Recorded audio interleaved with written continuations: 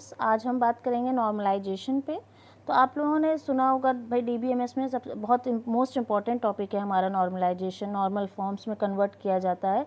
लेकिन सबसे पहले हमें ये समझना चाहिए कि हम नॉर्मलाइजेशन की हमें ज़रूरत क्यों होती है। जब तक हम ये नहीं समझेंगे तब तक हमें ये नहीं समझ में आएगा कि हम अपनी टेबल्स को डिवाइड क्यों करें। नॉर्मलाइजेशन क्या होता है? अपनी टेबल्स को डिवाइड करना, अलग अलग छोटी छोटी टेबल्स में डिवाइड करना एक बड़ी टेबल को, ठीक है। डिकम्पोजिशन जिसे हम कह सकते हैं, डिकम्पोज करना, decompose table into smaller parts, ठीक है। तो हम क्यों कर रहे हैं ये सबसे पहले हम अगर जान लेंगे तो हमें आसानी होगी आगे के कंसेप्ट्स को समझने में।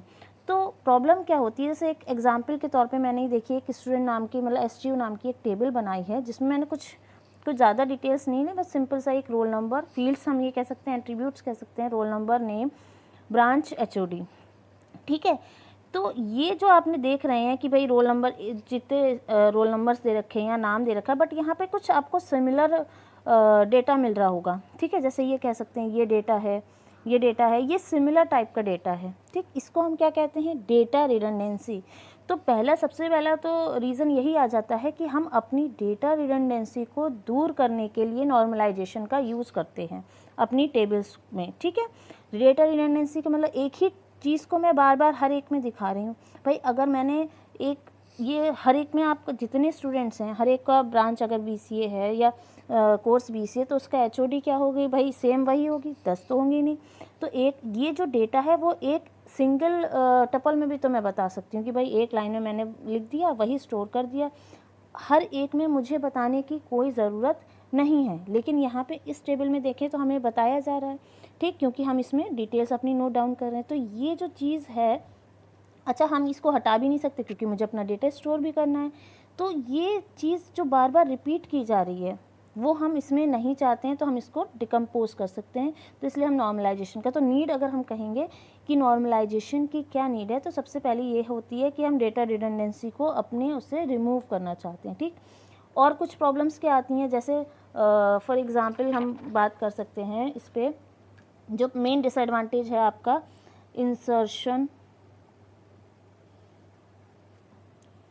डिलीशन एंड अपडेशन एनोमलीज, ठीक है। ये 3 आती हैं। एनोमलीज मीन्स प्रॉब्लम आप कह लीजिए। तो आपने देखा होगा ये आता है कि इंसर्शन, डिलीशन, अपडेशन, एनोमलीज आ जाती हैं जब हम बात करते हैं नॉर्मलाइजेशन के। हम नॉर्मलाइजेशन जब यूज़ करते हैं उसके अगर हम ये यूज़ नहीं करेंगे तो ये 3 प्रॉब्लम्स आती हैं। डिसएडवांटेज कह लीजिए उसका, कि अगर मैं सिंपल एक ये ऐसी ही टेबल ले रही हूँ तो ये होता क्या है? Insertion, deletion, updation, anomalies. हम फिर से समझते हैं इस पर।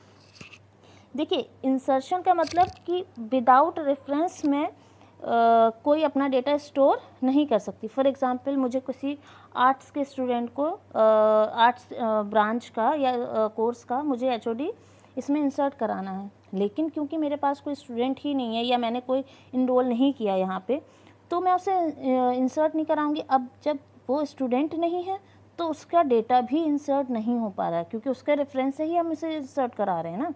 कि यहाँ पे जैसे यहाँ कॉमर्स का एक देख लीजिए, ये कॉमर्स का सिर्फ एक ही डेटा दिया हुआ है, और वो अगर मैं इसको कर देती, इसको अगर हम देखें डब्लू है, जिससे हमने एक ले लिया, कोई डब्लू नाम के स्टूडेंट है, वो सिर्फ एक ही है, उसी के रेफरेंस से मैंने उसमें ब्रांच कॉमर्स ली और उसके एचओडी का नेम एंटर करा दिया, ठीक है।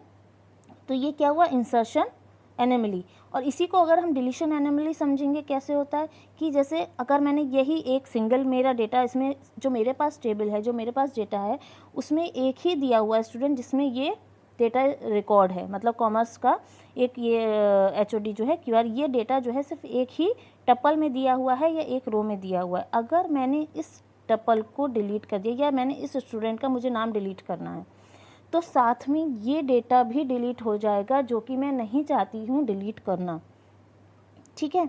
तो ये प्रॉब्लम हुई। एक आपके आ जाती है अपडेशन, अपडेशन एनोमली। जैसे मैंने ना डेटा रिडंडेंसी होती है। डेटा रिडंडेंसी मतलब एक ही डेटा मेरा कई जगह यूज़ हुआ। अब सपोज़ कर लीजिए मुझे एचओडी का नाम हटा के कहीं कुछ और करना है, मैंने कर दिया PQ, मुझे नाम करना था, तो एक जगह तो हो गया लेकिन बाकी जगह नहीं हुआ।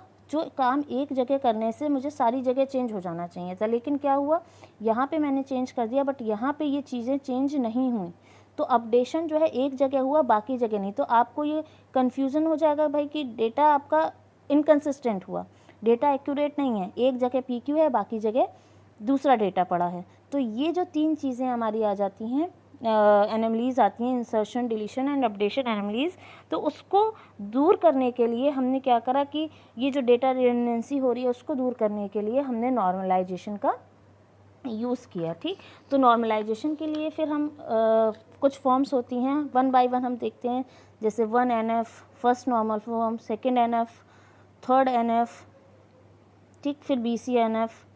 जनरली हम यहाँ तक और भी आगे हैं, 5th NF भी है, ठीक, लेकिन इसके आगे हम जो जनरली यूज़ होती हैं वो हम BC NF तक ही यूज़ करते हैं। तो पहले हम समझते हैं कि फर्स्ट NF क्या होती है। फर्स्ट NF के लिए क्या है, अननॉर्मलाइज्ड फॉर्म। देखिए ये जो टेबल देख रहे हैं आप, इसे हम अननॉर्मलाइज्ड फॉर्म कह रहे हैं। क्यों?